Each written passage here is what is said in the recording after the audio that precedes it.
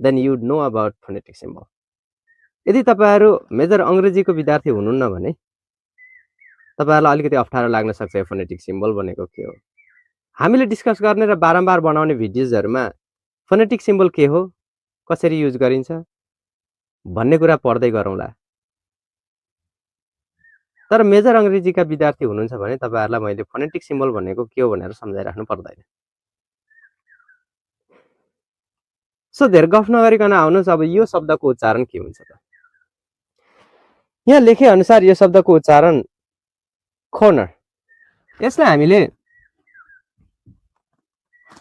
Stress चाहिँ first सिलेबलमा देख्न सकिन्छ। Stress is in the first syllable here, ख मै स्ट्रेस छ यो।